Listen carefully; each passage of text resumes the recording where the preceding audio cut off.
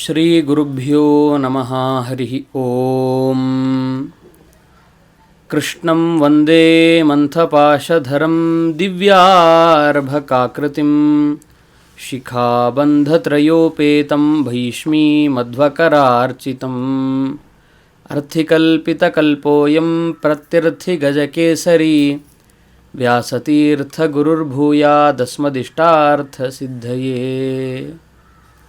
ಸುಜ್ಞಾನಂ ವಾಹಿನಿಯ ಎಲ್ಲ ವೀಕ್ಷಕ ಬಂಧುಗಳಿಗೆ ಹೃತ್ಪೂರ್ವಕ ವಂದನೆಗಳನ್ನು ಸಲ್ಲಿಸಿ,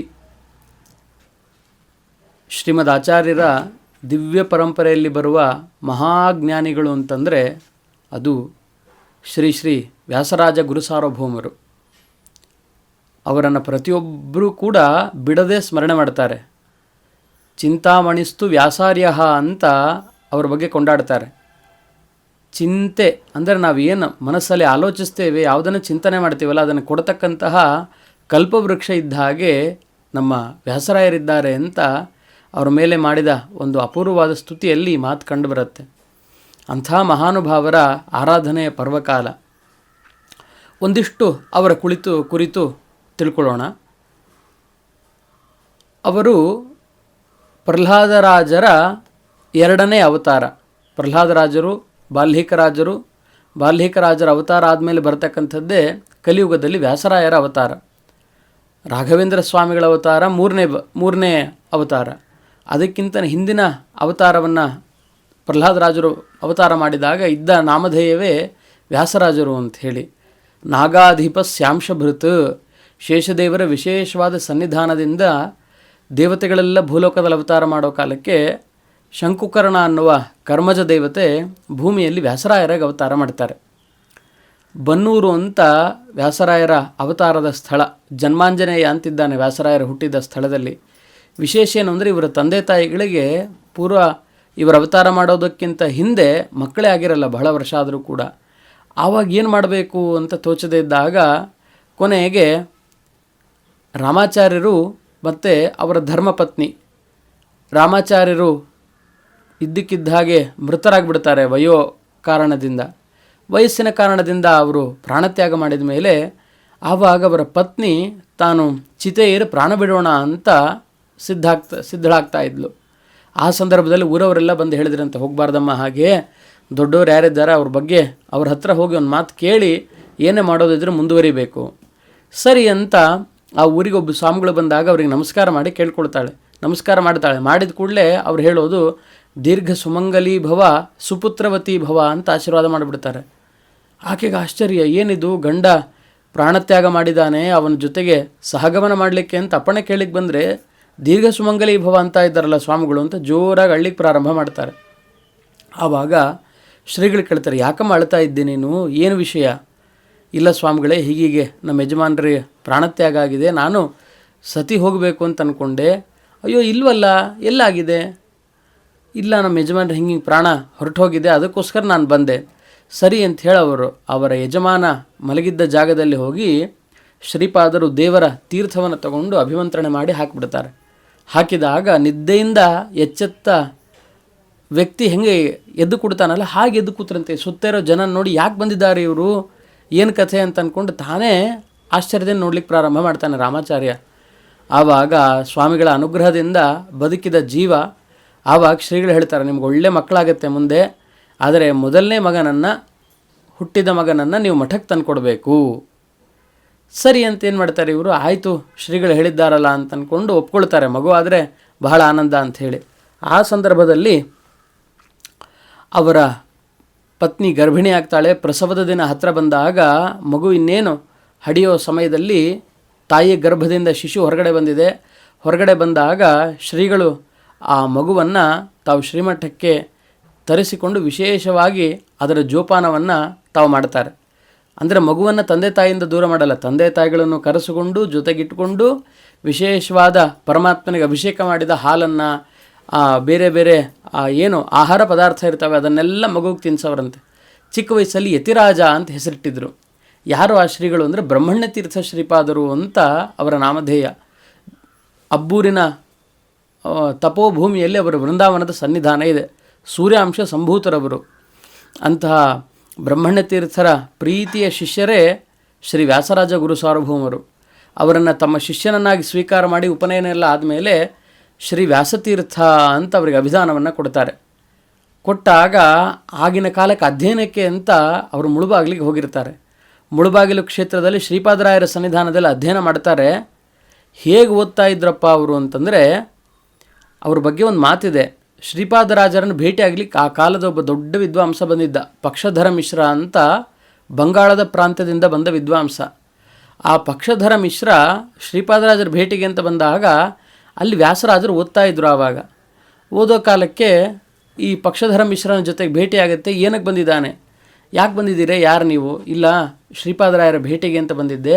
ನೀವ್ಯಾರು ಅಂತ ಕೇಳ್ತಾನೆ ಆತ. ನಾನು ಶ್ರೀಪಾದರಾಜರ ಶಿಷ್ಯ, ಅವ್ರ ಹತ್ರ ಅಧ್ಯಯನ ಮಾಡ್ತಾ ಇದ್ದೀನಿ ಅಂತ ವ್ಯಾಸರಾಯರು, ಯುವ ವ್ಯಾಸರಾಯರು ಹೇಳಿದಾಗ, ಸರಿ ಒಂದೆರಡು ವಿಷಯದ ಬಗ್ಗೆ ವಾಕ್ಯಾರ್ಥ ಮಾಡೋಣ ಅಂತ ಕೂತು ಆತ ಚರ್ಚೆ ಮಾಡಲಿಕ್ಕೆ ಪ್ರಾರಂಭ ಮಾಡ್ತಾನೆ ತಾಸುಗಟ್ಟಲೆ ನಿರರ್ಗಳವಾಗಿ ವಾಕ್ಯಾರ್ಥ ವಾದವೈಖರಿ ನಡೆಯುತ್ತೆ.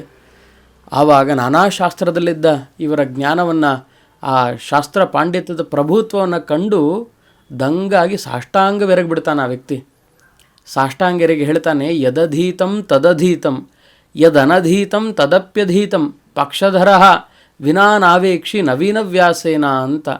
ಈ ಪಕ್ಷಧರ ಮಿಶ್ರ ಅನ್ನುವ ಭಾರತದಲ್ಲಿ ಪ್ರಸಿದ್ಧನಾದ ವಿದ್ವಾಂಸ ಏನು ಓದಿದಾನೋ ಅದನ್ನು ಈ ಯುವಯತಿಗಳು ಓದಿದ್ದಾರೆ. ಏನು ಓದಲಿಲ್ವೋ ಅದನ್ನೂ ಕೂಡ ಇವರು ಓದಿ ಹಾಕ್ಬಿಟ್ಟಿದ್ದಾರೆ. ಎಲ್ಲವನ್ನ ಓದಿದ್ದಾರೆ, ಆ ಕಾಲದಲ್ಲಿ ಉಪಲಬ್ಧ ಇದ್ದ ಎಲ್ಲ ಮತದ ಗ್ರಂಥಗಳನ್ನು. ಈ ಪಕ್ಷಧರ ಮಿಶ್ರ ಇವರ ಜೊತೆ ವಾಕ್ಯಾರ್ಥ ಮಾಡಿ ಹೇಳ್ತಾ ಇದ್ದಾನೆ ಏನು ಅಂತಂದರೆ, ಇನ್ನೊಬ್ಬ ವ್ಯಾಸರೇ ಭೂಮಿಯಲ್ಲಿ ಅವತಾರ ಮಾಡಿದಾಗಿದೆ ಅಂತ ಕಾಣಿಸ್ತಾ ಇದೆ ನನಗೆ ಅಂತ ಅಷ್ಟು ಗೌರವದ ಮಾತನ್ನಾಡ್ತಾನೆ. ಆ ಯುವ ವಯಸ್ಸಲ್ಲೇ ಅವನ ಜೊತೆಗೆ ಚರ್ಚೆ ಮಾಡಿ ನಿರುತ್ತರನ್ನಾಗಿ ಮಾಡಬೇಕು ಅಂದರೆ ಎಂಥ ವಿದ್ವತ್ತೆ ಬೇಕು ವ್ಯಾಸರಾಯರಿಗೆ. ಹೀಗೆ ಶ್ರೀಪಾದರಾಜರಲ್ಲಿ ಸಮಗ್ರ ಸರ್ವಮೂಲ ಗ್ರಂಥಗಳ ವೇದಾಂತ ಶಾಸ್ತ್ರದ, ನ್ಯಾಯಶಾಸ್ತ್ರದ ಪಾಠವನ್ನು ಶ್ರವಣ ಮಾಡ್ತಾರೆ. ಬ್ರಹ್ಮಣ್ಯ ತೀರ್ಥರ ಆಶೀರ್ವಾದವನ್ನು ಪಡೆದು ಅವರ ಸಂಸ್ಥಾನದ ಉತ್ತರಾಧಿಕಾರಿಗಳಾಗ್ತಾರೆ. ರಾಜೇಂದ್ರ ತೀರ್ಥರ ಪರಂಪರೆ ಅಂತ ಹೇಳ್ತಾರೆ. ರಾಜೇಂದ್ರ ತೀರ್ಥರ ಮಠ ಅದು. ಅಂಥ ಪರಂಪರೆಯಲ್ಲಿ ಬಂದ ಮಹಾನುಭಾವರು ವ್ಯಾಸರಾಯರು. ಈ ವ್ಯಾಸರಾಯರ ಕೊಡುಗೆ ಬಗ್ಗೆ ಹೇಳ್ತಾ ಹೋದರೆ ಅದು ಹಾಗೇ ಹೋಗ್ತಾ ಇರುತ್ತೆ, ಕೊನೆಯೇ ಕಾಣಲ್ಲ. ಅದು ಒಂಥರ ಪ್ರವಾಹ ಇದ್ದ ಹಾಗೆ. ಅಂಥ ವ್ಯಾಸರಾಜರು ಮುಂದೆ ಕ್ಷೇತ್ರ ಸಂಚಾರಕ್ಕೆ ಅಂತ ತೊಡಗ್ತಾರೆ. ಬೇರೆ ಬೇರೆ ಕ್ಷೇತ್ರಕ್ಕೆ ಹೋದರು. ಆಮೇಲೆ ಮುಖ್ಯ ಏನು ಅಂದರೆ, ಅವರಿದ್ದ ಕಾಲಘಟ್ಟ ಕರ್ನಾಟಕ ಆಂಧ್ರ ಸಾರ್ವಭೌಮನಾದ ಕನ್ನಡ ರಮಾರಮಣ ಶ್ರೀ ಕೃಷ್ಣದೇವರಾಯನ ಆಳ್ವಿಕೆಯ ಕಾಲ ಅದು. ಮಹಾಧರ್ಮಿಷ್ಠನಾದ ಪ್ರಭು ಆತ, ಮಹಾಧರ್ಮಿಷ್ಠ. ಅಂಥ ಕೃಷ್ಣದೇವರಾಯ ಅವನಿಗೆ ರಾಜಗುರುಗಳಾಗಿದ್ದು ಮಾರ್ಗದರ್ಶನ ಮಾಡುವವರು ವ್ಯಾಸರಾಜ ಗುರುಸಾರ್ವಭೌಮರು. ಇಂಥ ವ್ಯಾಸರಾಜರನ್ನು ತನ್ನ ಸಂಸ್ಥಾನದಲ್ಲಿ ಇಟ್ಕೊಂಡಿದ್ದಂತೆ. ಬಹಳ ಪ್ರಸಿದ್ಧವಾದ ಪ್ರಸಂಗ ಅವನಿಗೆ ಬಂದ ಕುಹುಯೋಗದ ಕಥೆ ಅಂಥೇಳಿ.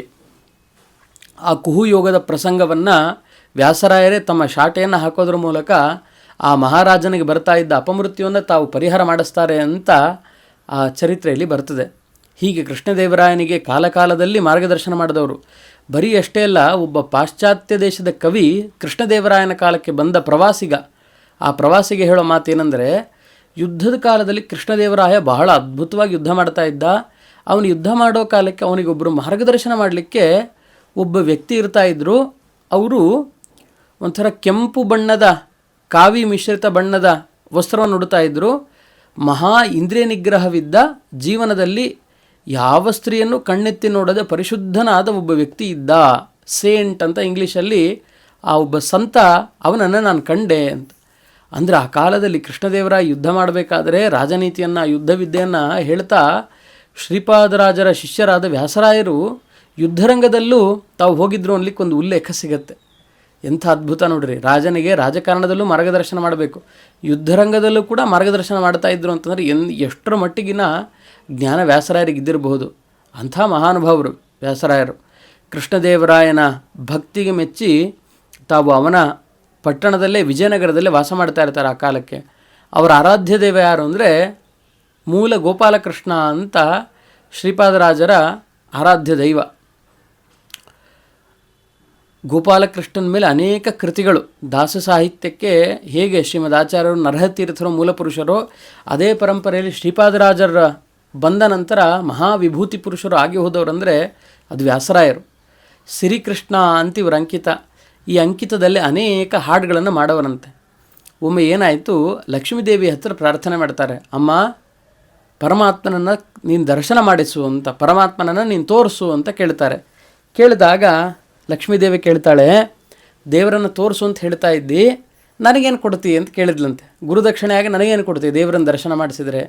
ಅದಕ್ಕೆ ಅವ್ರು ಹೇಳೋ ಮಾತೇನೆಂದರೆ, ಮಾರನ ತಾಪವ ಸೈರಿಸಲಾರೆನೆ, ನೀರೆ ನಿನಗೆ ಮುತ್ತಿನ ಹಾರ ಕೊಡುವೆನಾ, ತೋರೇ ಬೇಗನೆ ತೋಯ ಜನಯನೆ, ಮದವಾರಣ ಗಮನೆ ತೋರೇ ಬೇಗನೆ ತೋಯ ಜನಯನೆ. ಮಾರನ ತಾಪವ ಸೈರಿಸಲಾರೆನೆ, ನೀರೆ ನಿನಗೆ ಮುತ್ತಿನ ಹಾರ ಕೊಡುವೆನಾ. ಲಕ್ಷ್ಮೀದೇವಿ ಮನ್ಮಥನ ಬಾಧೆಯನ್ನು ತಾಳ್ಲಿಕ್ಕಾಗ್ತಾ ಇಲ್ಲ, ಜೀವರ ಪರವಾಗಿ ಪ್ರಾರ್ಥನೆ ಮಾಡೋದು ಶ್ರೀಗಳು. ತುಂಬ ಚಾಂಚಲ್ಯ ಉಂಟು ಮಾಡ್ತಾ ಇದ್ದಾನೆ. ಅದಕ್ಕೋಸ್ಕರ ಹೇ ನೀರೇ, ನಿನಗೊಂದು ಒಳ್ಳೆ ಮುತ್ತಿನ ಹಾರ ಕೊಡ್ತೀನಿ, ಭಗವಂತನ ದರ್ಶನ ಮಾಡಿಸ್ತೀಯಾ ಅಂತ ಕೇಳೋದೇ ತಡ ಲಕ್ಷ್ಮೀದೇವಿ ದೇವರ ದರ್ಶನವನ್ನು ಮಾಡಿಸಿದ್ಲಂತೆ. ಯಾಕೆ ಹಂಗೆ ಮಾಡಿಸಿದ್ಲು ಇಂಥ ಮಾತಿಗೆ ಅಂದರೆ, ವ್ಯಾಸರಾಯರು ಹೇಳೋ ಕಾಲಕ್ಕೆ ಏನು ಹೇಳ್ತಾರೆ ಅಂದರೆ, ನಿನಗೆ ಕೊಡೋದು ಯಾವುದು ಅಂದರೆ ಮುತ್ತಿನ ಹಾರ. ಮುತ್ತು ಬಂದಿದ್ದು ಸಮುದ್ರದಿಂದ. ಸಮುದ್ರ ಲಕ್ಷ್ಮೀದೇವಿಗೆ ತವರು ಮನೆ. ಹಾಗಾಗಿ ಮುತ್ತಿನ ಆಭರಣ ಅಂತಂದರೆ ತವರು ಮನೆ ಆಭರಣ ಅಂತಾಗುತ್ತೆ. ತವರು ಮನೆ ಮೇಲೆ ಸಾಮಾನ್ಯ ಹೆಣ್ಣು ಮಕ್ಕಳಿಗೆ ಬಹಳ ವಿಶೇಷವಾದ ಅಭಿಮಾನ ಇರ್ತದೆ. ಹಾಗಾಗಿ ಅಂಥ ತವರು ಮನೆಯಿಂದನೇ ನಿಂಗೆ ಆಭರಣ ತಂದು ಕೊಡ್ತೀನಿ ತಾಯಿ ಅಂತ ವ್ಯಾಸರಾಯರು ತಾವು ಭಕ್ತಿಯಿಂದ ಪ್ರಾರ್ಥನೆ ಮಾಡಿದರೆ ಲಕ್ಷ್ಮೀದೇವಿ ಭಗವಂತನ ದರ್ಶನ ಮಾಡಿಸಿದ್ಲು ಅಂತ ಆ ವ್ಯಾಸರಾಯರ ಮಹಿಮೆಯ ಬಗ್ಗೆ ನಾವು ತಿಳ್ಕೊಳ್ಬಹುದು. ಹೀಗೆ ಲೀಲೆಗಳು ಬಹಳ ವಿಶಿಷ್ಟವಾದ ಲೀಲೆಗಳು ವ್ಯಾಸರಾಯರದು. ಅದರ ಜೊತೆಗೆ ವ್ಯಾಪಕವಾದ ಸಂಚಾರ, ಶಾಸ್ತ್ರದ ಪಾಠಗಳು, ಗ್ರಂಥದ ರಚನೆ, ನ್ಯಾಯಾಮೃತ, ತಾತ್ಪರ್ಯ ಚಂದ್ರಿಕಾ, ತರ್ಕತಾಂಡವ ಅಂತ ಹೇಳಿ ಅಪೂರ್ವವಾದ ಗ್ರಂಥಗಳು. ಆ 3 ಗ್ರಂಥಗಳನ್ನು ರಚನೆ ಮಾಡಿ, ಅದು ಹೇಗಿದ್ದಾವೆ 3 ಗ್ರಂಥಗಳು ಅಂದರೆ, ಆಚಾರ್ಯರ ಸಿದ್ಧಾಂತ ಒಂದು ನರಸಿಂಹದೇವರಿದ್ದಾಗಿದ್ದರೆ ನರಸಿಂಹನಿಗೆ 3 ಕಣ್ಣಿರ್ತಾವೆ. ಧ್ಯಾಯೇನ್ ನೃಸಿಂಹಂ ಉರುವೃತ್ತ ರವಿತ್ರನೇತ್ರಂ, 3 ಕಣ್ಣುಗಳು ನರಸಿಂಹದೇವರಿಗೆ. ಅಂಥ ಮಧ್ವ ಸಿದ್ಧಾಂತ ಅನ್ನುವ ನರಸಿಂಹದೇವರಿಗಿರುವ 3 ಕಣ್ಣುಗಳು ಯಾವುದು ಅಂತಂದರೆ, ಅದು ನ್ಯಾಯಾಮೃತ, ತಾತ್ಪರ್ಯ ಚಂದ್ರಿಕಾ, ತರ್ಕತಾಂಡವ ಅಂತ 3 ವ್ಯಾಸರಾಯರ ಗ್ರಂಥಗಳೇ 3 ಕಣ್ಣಿದ್ದಂಗಿವೆ ಅಂತ. ನೇತ್ರಾಣಿ ಇವ ತ್ರಯೋಪಿ ತ್ರಿಜಗತ್ತಿನ ರಹರೇಹೇ ಇಂಧತೆ ಯತ್ ಪ್ರಬಂಧಾಹ ಅಂತ ಕೊಂಡಾಡ್ತಾರೆ ವಾದೀಂದ್ರರು. ಪರಮಾತ್ಮನ 3 ಕಣ್ಣುಗಳಿದ್ದ ಹಾಗೆ ಈ ಮಹನೀಯರ 3 ಗ್ರಂಥಗಳಿದ್ದಾವೆ. ಇದು ಬಿಟ್ಟು ಅನೇಕ ಸ್ತುತಿಗಳನ್ನು ಮಾಡಿದ್ದಾರೆ, ಬೇರೆ ಬೇರೆ ಥರದ ಸ್ತೋತ್ರಗಳನ್ನು ನಮ್ಮ ವ್ಯಾಸರಾಜ ಗುರು ಸಾರಭ್ಯರು ಮಾಡಿದ್ದಾರೆ. ಹೀಗೆ ಅವರು ಸಂಚಾರ ಮಾಡ್ತಾ ಮಾಡ್ತಾ ಅನೇಕ ಊರುಗಳಿಗೆ ಹೋದಾಗ ಒಮ್ಮೆ ಏನಾಗುತ್ತೆ, ಶ್ರೀರಂಗ ಕ್ಷೇತ್ರಕ್ಕೆ ಬಂದಾಗ ಶ್ರೀರಂಗದಲ್ಲಿ ಚಂದ್ರಿಕಾ ಗ್ರಂಥದ ರಚನೆಯನ್ನು ಪ್ರಾರಂಭ ಮಾಡ್ತಾರೆ. ರಂಗನಾಥನ ದೇವಸ್ಥಾನದ ಎದುರಿಗೆ ಹೋಗೋ ಕಾಲಕ್ಕೆ ಮುಂಭಾಗದಲ್ಲಿ ಒಂದು ಕಟ್ಟೆ ಇದೆ. ಆ ಕಟ್ಟೆಯಲ್ಲಿ ಒಂದು ಗೋಪುರ ಯಾವಾಗಲೂ ಇಟ್ಟಿರ್ತಾರೆ, ಕಟ್ಟಿಗೆ ಗೋಪುರ, ತೊಟ್ಟಿಲಿನ ಉಯ್ಯಾಲೆ ಮೇಲ್ಭಾಗ. ಅದು ಯಾಕೆ ಇಟ್ಟಿರ್ತಾರೆ ಆ ಜಾಗದಲ್ಲಿ ಅಂದರೆ, ಬೇರೆ ಯಾರಿಗೂ ತಿರುಗಾಡ್ಲಿಕ್ಕೆ ಬಿಡಲ್ಲ ಅಲ್ಲಿ. ಕಾರಣ ಏನಂದರೆ, ವ್ಯಾಸರಾಜರು ಗ್ರಂಥ ರಚನೆ ಮಾಡಿದ ಸ್ಥಳ ಇದು ಅಂತ. ಚಂದ್ರಿಕಾ ಗ್ರಂಥವನ್ನು ಆರಂಭ ಮಾಡಿ ಮಂಗಲಾಚರಣೆಯನ್ನು ಮಾಡಿರ್ತಕ್ಕಂಥ ಸ್ಥಳ ಇದು. ಹಾಗಾಗಿ ಇಂಥ ಚಂದ್ರಿಕೆಯ ಮಂಟಪ ಅಂತಲೇ ಅದಕ್ಕೆ ಕರೀತಾರೆ. ಚಂದ್ರಿಕಾ ಗ್ರಂಥ ರಚನೆ ಆಗಿದ್ದ ಕಾರಣ ಚಂದ್ರಿಕಾ ಮಂಟಪ ಅಂತ ಅದಕ್ಕೆ ಹೆಸರು. ಅಂಥ ಮಂಟಪದಲ್ಲಿ ಕೂತು ಗ್ರಂಥ ರಚನೆಯನ್ನು ಮಾಡಿದ ಮಹಾನುಭಾವರು ಶ್ರೀ ಶ್ರೀ ವ್ಯಾಸರಾಜ ಗುರುಸಾರ್ವಭೌಮರು. ಅದಕ್ಕೋಸ್ಕರ ಅವ್ರನ್ನ ಬಹಳ ಭಕ್ತಿಯಿಂದ ಕೊಂಡಾಡ್ತಾರೆ. ಶ್ರೀರಂಗದ ಬಗ್ಗೆ ಅಲ್ಲಿ ಏನಂದರೆ, ಇವರು ಶ್ರೀರಂಗಕ್ಕೆ ಹೋದಾಗ ಒಂದು ಕಲಹ ಅಂತ ಅವರ ಕಾಲದಲ್ಲಿ. ಶಿವಭಕ್ತರಿಗೆ ವಿಷ್ಣು ಭಕ್ತರಿಗೆ ಜೋರಾದ ಜಗಳ ಅಂತ. ಆವಾಗ ವ್ಯಾಸರಾಯರು ಹೋದಾಗ ಎಲ್ಲರೂ ಬಂದು ಕೇಳಿಕೊಂಡ್ರು, ಕರ್ನಾಟಕದ ರಾಜನಿಗೆ ರಾಜಗುರುಗಳಾಗಿದ್ದವ್ರು ನಮ್ಮ ಸಮಸ್ಯೆ ಬಗೆಹರಿಸೋದಿಲ್ವಾ ಅಂತ. ಆವಾಗ ವ್ಯಾಸರಾಯರು ಹೇಳಿದರು, ಸರಿ ಏನು ತಕರಾರಿದೆ? ಇಲ್ಲ ಸ್ವಾಮಿ, ಈ ಭಾಗಗಳು ನಮಗೆ ಸೇರಿದ್ದು, ಒಂದಿಷ್ಟು ಭಾಗ ನಮಗೆ ಸೇರಿದ್ದು ಅಂತ ಒಂದಿಷ್ಟು ಕಲಹಗಳಾಗ್ತಾ ಇದ್ದಾವೆ, ಇಂಥ ಸಮಸ್ಯೆ ಪರಿಹಾರ ಆಗಬೇಕು. ವ್ಯಾಸರಾಯರಂದರು, ಓ ಅಷ್ಟೇ ಅಲ್ವಾ, ಸರಿ ಮಾಡಿ ನೋಡೋಣ ಅಂತ ಅಂದ್ಕೊಂಡು ಅವ್ರೇನು ಮಾಡಿದ್ರು, ನಾನು ಉಸಿರು ಬಿಗಿಯಾಗಿ ಹಿಡಿದು ಓಡ್ತೀನಿ, ಎಲ್ಲಿವರೆಗೂ ಓಡ್ತೀನೋ ಅದು ವಿಷ್ಣು ಕಂಚಿ, ಎಲ್ಲಿ ನಿಲ್ತೀನೋ ಅಲ್ಲಿಂದ ಮುಂದೆ ಹಿಡಿದು ಎಲ್ಲಿವರೆಗೂ ಓಡ್ತೀನೋ ಅದು ಪರಮಾತ್ಮನ ಸನ್ನಿಧಾನ, ಅವನಿಗೆ ಸೇರಿದ ಸ್ಥಳ. ಎಲ್ಲಿ ಮುಂದೆ ನಿಂತ್ಕೊಳ್ತೀನೋ ಹೋಗಿ ಅಲ್ಲಿಂದ ಈಶ್ವರನಿಗೆ, ಶಿವಭಕ್ತರಿಗೆ ಸೇರಿದ ಸ್ಥಳ ಅಂದ್ರಂತೆ. ಸರಿ ಅಂತ ಶ್ರೀರಂಗದಲ್ಲಿ ವ್ಯಾಸರಾಯರು ಪ್ರಾಣಾಯಾಮದ ಸಿದ್ಧಿ ಇದ್ದ ಮಹಾನುಭಾವರು. ಅವರು ಓಡ್ತಾರೆ, ಬಿಗಿಯಾಗಿ ಹಿಡ್ಕೊಂಡು ಓಡ್ತಾರೆ. ದೂರ ಓಡಿ ಒಂದು ಕಡೆ ನಿಂತರಂತೆ. ಆ ಭಾಗದಿಂದ ಏನಿದೆ ಅದೆಲ್ಲ ವಿಷ್ಣುವಿನ ದೇವಸ್ಥಾನಕ್ಕೆ ಸೇರೋದು. ನಿಂತಿರೋ ಇನ್ನೊಂದು ಭಾಗದಿಂದ ಇರೋದರೆಲ್ಲ ಅಲ್ಲಿ ಈಶ್ವರನ ಸನ್ನಿಧಾನಕ್ಕೆ ಸೇರಿರ್ತಕ್ಕಂಥದ್ದು ಅಂತ. ಅಲ್ಲಿ ಜಲಲಿಂಗ ಇದೆ, ಪರಮಾತ್ಮ ರುದ್ರದೇವರದು, ಅಂಥ ಸನ್ನಿಧಾನಕ್ಕೆ ಸೇರಿದ್ದು ಅಂತ ಹೇಳಿದ್ರಂತೆ. ಅದಕ್ಕೋಸ್ಕರ ಇದರ ಗುರುತಿಗಾಗಿ ಒಂದು ಪ್ರಾಣದೇವರನ್ನ ಪ್ರತಿಷ್ಠಾಪನೆ ಮಾಡ್ತಾರೆ. ಎಲ್ಲೆಕರೈ ಮುಖ್ಯ ಪ್ರಾಣ ಅಂತ ಅಲ್ಲಿ ಕರೀತಾರೆ. ಎಲ್ಲೆ ಅಂತಂದರೆ ಒಂದು ಗಡಿ, ಒಂದು ಇಂತಿಷ್ಟು ಅಂತ ತೀರ್ಮಾನ ಮಾಡಿ ಅಲ್ಲಿ ನಿಲ್ಲಿಸೋ ಸ್ಥಳವನ್ನು ಎಲ್ಲೆಕರೈ ಅಂತ ಕರೀತಾರೆ. ಅಂಥ ಪ್ರಾಣದೇವರ ಸನ್ನಿಧಾನದಲ್ಲಿ ಆ ಜಾಗದಲ್ಲಿ ನಿಂತಿದ್ದಕ್ಕೆ ಪ್ರಾಣದೇವರನ್ನ ಪ್ರತಿಷ್ಠಾಪನೆ ಮಾಡ್ತಾರೆ ಶ್ರೀ ವ್ಯಾಸರಾಯರು. ಅಷ್ಟು ಐತಿಹಾಸಿಕವಾದ ಘಟನೆ ಅಲ್ಲಿಯ ದೇವಸ್ಥಾನದ ದೇವರ ಪ್ರತಿಮೆಯ ಹಿಂದೆ ನಮಗೆ ಕಂಡುಬರುತ್ತೆ. ಹೀಗೆ ಇದೊಂದು ಲೀಲೆ. ಆಮೇಲೆ ಕಂಚಿ ಕ್ಷೇತ್ರಕ್ಕೆ ಬಂದಾಗ ವರದರಾಜನ ದರ್ಶನ, ಆಮೇಲೆ ಏಕಾಂಬರೇಶ್ವರನ, ಕಾಮಾಕ್ಷಿ ಎಲ್ಲ ದರ್ಶನ ಮಾಡ್ಕೊಂಡು ಬಂದು ವಾಕ್ಯಾರ್ಥ ಮಾಡಲಿಕ್ಕೆ ಪ್ರಾರಂಭ ಮಾಡಿದರೆ ಎಲ್ಲ ಮತದ ವಿದ್ವಾಂಸರು ಬರಬೇಕಂತೆ, ಎಲ್ಲರೂ ಶ್ರವಣ ಮಾಡಬೇಕು. ಇಂಥ ಮಹನೀಯರ ಯಶಸ್ಸನ್ನು ಕಂಡು ಹಾಡಿ ಹೊಗಳವರು. ವ್ಯಾಸರಾಯರು ಅಂದರೆ ಏನು, ಇಡೀ ಭಾರತದ ಎಲ್ಲೆಡೆಯಲ್ಲಿಯೂ ಖ್ಯಾತಿವೆತ್ತಂಥ ಮಹಾನುಭಾವರು ಅಂತ ಅವರನ್ನು ಕೊಂಡಾಡ್ತಾ ಇದ್ರಂತೆ. ಇಂತಹ ವ್ಯಾಸರಾಜರು ಒಮ್ಮೆ ಅವರು ಪರವಾದಿಗಳನ್ನು ನಿರುತ್ತರನ್ನಾಗಿ ಮಾಡಿಬಿಡ್ತಾರೆ. ಆವಾಗ ಅವ್ರನ್ನ ಕಂಡ್ರೆ ಆಗದೇ ಇರೋ ಕೆಲವ್ರು ಏನು ಮಾಡ್ತಾರೆ ಅಂದರೆ ಅಡಿಗೆಯವನ ಕೈಯಲ್ಲಿ ಹೇಳಿ ವಿಷ ಹಾಕಿಸ್ಬಿಡ್ತಾರೆ ಆಹಾರಕ್ಕೆ. ಸ್ವಾಮಿಗಳೇನು ಮಾಡ್ತಾರೆ, ದೇವರ ನೈವೇದ್ಯ ಎಲ್ಲ ಆಯಿತು, ತಾವು ಭಿಕ್ಷಾ ಸ್ವೀಕಾರ ಮಾಡಬೇಕು, ತೀರ್ಥವನ್ನು ತೊಗೊಂಡು ತೀರ್ಥ ಕೊಡೋ ಕಾಲಕ್ಕೆ ಅಡುಗೆ ವ್ಯಕ್ತಿ ಗಡಗಡ ಅಂತ ನಡಿಗೆ ಪ್ರಾರಂಭ ಮಾಡ್ತಾನೆ. ಯಾಕಪ್ಪ ಏನಾಯಿತು, ಯಾಕೆ ಹಾಕ್ತಾ ಇಲ್ಲ?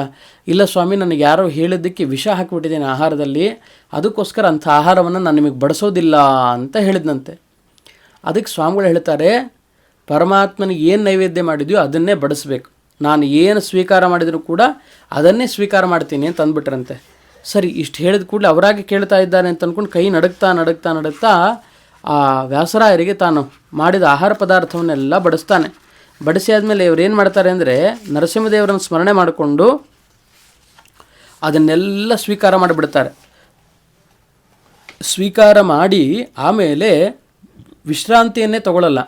ನರಸಿಂಹ ನಖಸ್ತುತಿಯನ್ನು ಎಲ್ಲ ಸ್ತೋತ್ರವನ್ನು ಮಾಡ್ತಾ ಇಡೀ ರಾತ್ರಿ ಕಳೀತಾರೆ ವ್ಯಾಸರಾಯರು.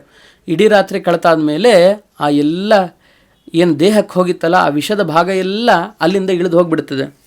ಹೀಗೆ ಪರರು ಮಾಡಿರ್ತಕ್ಕಂಥ ವಿಷ ಪ್ರಯೋಗವನ್ನು ತಾವು ಅಲ್ಲಿಂದ ಉಚ್ಚಾಟನೆ ಮಾಡಿಕೊಂಡು ಆ ಮಹಾನುಭಾವರು, ದೇವರ ಅನುಗ್ರಹನೇ ಆಗಿತ್ತು ವ್ಯಾಸರಾಯರಿಗೆ.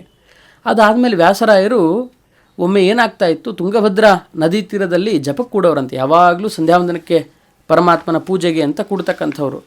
ಕೂಡಬೇಕಾದ್ರೂ ಒಮ್ಮೆ ಕೂತ್ಕೊಂಡಿದ್ದಾರೆ. ಕೂತಾಗ ಮುಖ್ಯ ಪ್ರಾಣನ ಧ್ಯಾನ ಮಾಡ್ತಾ ಇದ್ದಾರೆ. ಧ್ಯಾನ ಮಾಡೋ ಕಾಲಕ್ಕೆ ಪ್ರಾಣದೇವರು ಬರಬೇಕಂತೆ. ಆಂಜನೇಯ ಟಣ್ಣಂತ ಮಾಯ ಆಗಬೇಕಂತೆ, ಬರಬೇಕು ಮಾಯ ಆಗಬೇಕು.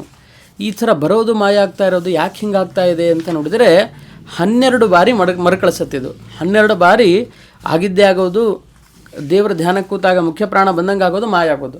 ಯಾಕೆ ಹೀಗಾಗ್ತಾ ಇದೆ ಅಂತ ಆಮೇಲೆ ಯೋಚನೆ ಮಾಡಿ ನೋಡಿದರೆ ಅವರೆಲ್ಲಿ ಅನುಷ್ಠಾನ ಕೊಡ್ತಾ ಇದ್ರು ಆ ಭಾಗ, ಆ ಶಿಲೆ ಕಲ್ಬಂಡೆ ಏನಿದೆ ಚಕ್ರತೀರ್ಥದ ದಡದಲ್ಲಿ, ಹಿಂದೊಮ್ಮೆ ರಾಮದೇವರು ವಿಶ್ರಾಂತಿಗೆ ಅಂತ ಕಾಡಲ್ಲಿ ಬರ್ತಾ ಇದ್ದಾಗ, ಸೀತಾಮಾತೆಯನ್ನು ಹುಡುಕ್ತಾ ಬರ್ತಾ ಇದ್ದಾಗ ಯಾವ ಬಂಡೆ ಮೇಲೆ ಕೂತಿದ್ರಲ್ಲ ಅದೇ ಬಂಡೆ ಲಕ್ಷ್ಮಣ ತೊಡೆ ಮೇಲೆ ಕೂತ್ಕೊಂಡು ಅಡ್ಡಾಗಿದ್ರಂತೆ ರಾಮದೇವರು. ಅದೇ ಬಂಡೆ ಮೇಲೇ ಅವ್ರು ಕೂತಿದ್ದಾಗ, ಅವರಿದ್ದಾಗ ಹನುಮಂತ ಬಂದು ಭೇಟಿಯಾದ ಸಂದರ್ಭ. ಹಾಗಾಗಿ ಎಂಥ ಶಿಲೆ ಹತ್ರ ನಾನು ಜಪ ಮಾಡ್ತಾ ಇದ್ದೇನೆ ಅಂದರೆ ಮುಖ್ಯ ಪ್ರಾಣ ಇದೇ ಶಿಲೆ ಮೇಲೆ ರಾಮನ ದರ್ಶನವನ್ನು ಮಾಡಿದ್ದ, ರಾಮ ಇದೇ ಶಿಲೆ ಮೇಲೆ ಕೂತ್ಕೊಂಡಿದ್ದ.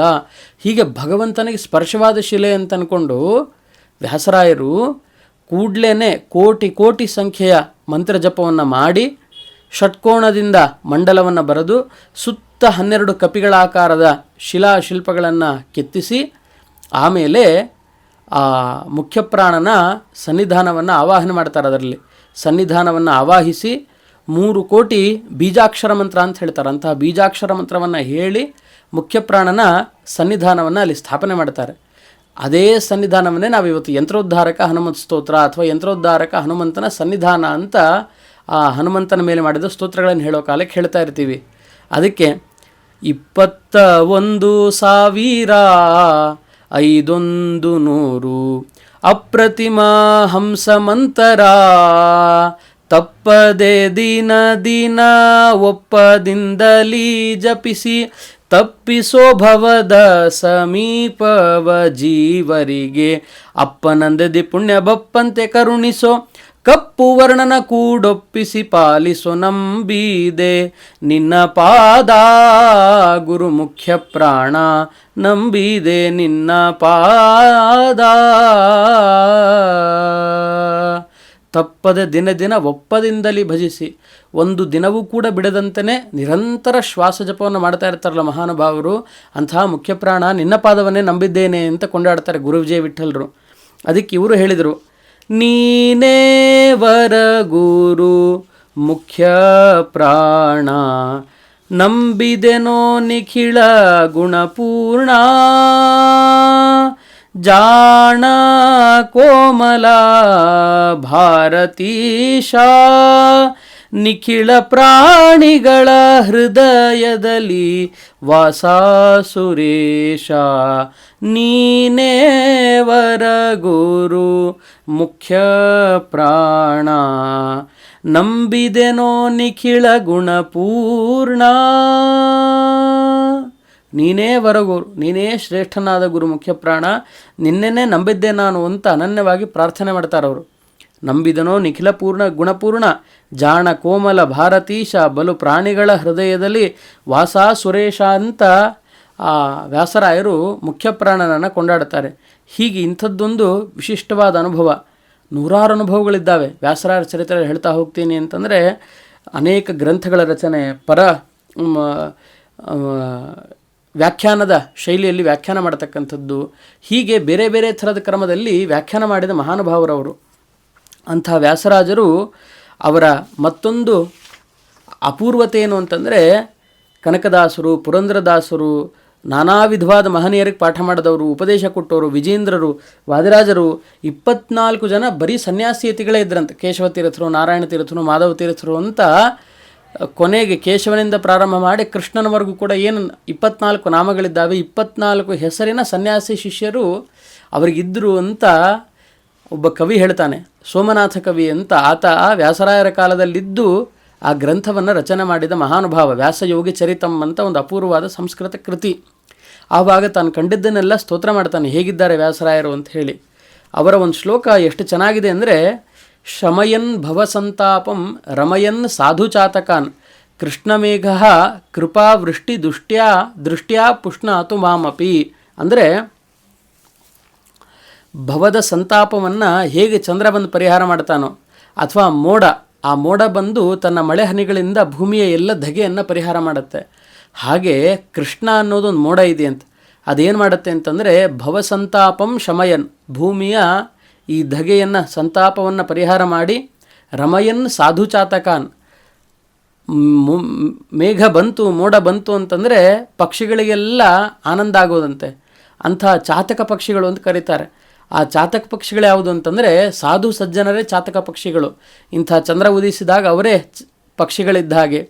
ಆಮೇಲೆ ಅಲ್ಲಿ ಬರೀ ಮೋಡ ಆದರೆ ಇಲ್ಲಿ ಕೃಷ್ಣ ಅನ್ನೋದೇ ಒಂದು ಮೋಡ. ಇದು ಸುರಿಸುವ ಅದ್ಭುತವಾದ ಮಳೆ ಹನಿಗಳು ಯಾವುದು ಅಂತಂದರೆ ಕೃಪಾ ವೃಷ್ಟಿ ದೃಷ್ಟ್ಯಾ. ಅಂದರೆ ಕೃಪಾ ವೃಷ್ಟಿ ಅಂತೇನಿದೆಯಲ್ಲ, ಕೃಪಾಲೋಕನ ಅವಲೋಕನ, ಅದೇ ಒಂದು ದೊಡ್ಡ ಅನುಗ್ರಹ. ಅಂಥ ಅವಲೋಕನದ ಕಾರುಣ್ಯದ ಮಳೆಯನ್ನೇ ಸುರಿಸ್ತಕ್ಕಂತಹ ಮಹಾ ಮೇಘ ಅಂತಂದರೆ ಅದು ನಮ್ಮ ವ್ಯಾಸರಾಯರು ಉಪಾಸನೆ ಮಾಡಿದ ಪರಮಾತ್ಮ ಅನ್ನುವ ಮೇಘ. ಅಷ್ಟು ಅದ್ಭುತವಾಗಿ ದೇವರನ್ನು ಕೊಂಡಾಡ್ತಾರೆ ತಮ್ಮ ಕೃತಿಗಳಲ್ಲಿ. ಹೀಗೆ ಇಂಥ ಅಪೂರ್ವವಾದ ಕಾರ್ಯಗಳನ್ನು ಮಾಡಿ, ದುಷ್ಟರು ಮಾಡಿರ್ತಕ್ಕಂಥ ಅಭಿಚಾರ ಕೃತ್ಯಗಳನ್ನೆಲ್ಲ ನಿವಾರಣೆ ಮಾಡಿ, ಅನೇಕ ವರ್ಷಗಳ ಕಾಲ ಭೂಲೋಕದಲ್ಲಿದ್ದು ನಾನಾ ವಿಧವಾದ ಗ್ರಂಥವನ್ನು ರಚನೆ ಮಾಡಿ, ಕೊನೆಗೆ ಶ್ರೀ ನವವೃಂದಾವನ ಕ್ಷೇತ್ರದಲ್ಲಿ ಫಾಲ್ಗುಣ ಮಾಸದ ಕೃಷ್ಣ ಪಕ್ಷದ ತೃತೀಯ ದಿವಸ ಆ ಮಹಾನುಭಾವರು ಪರಮಾತ್ಮನ ಧ್ಯಾನವನ್ನು ಮಾಡ್ತಾ ಮಾಡ್ತಾ ಪರಲೋಕಕ್ಕೆ ತೆರಳಿದರು ಎಂಬಲ್ಲಿಗೆ ಇಂದಿನ ಶ್ರೀ ವ್ಯಾಸರಾಜರ ಚರಿತ್ರೆ ಸಂಕ್ಷಿಪ್ತವಾದ ಚಿಂತನೆಯನ್ನು ಮುಗಿಸ್ತಾ ಇದ್ದೇನೆ. ಶ್ರೀ ಕೃಷ್ಣಾರ್ಪಣಮಸ್ತು, ಮಧ್ವೇಶಾರ್ಪಣಮಸ್ತು.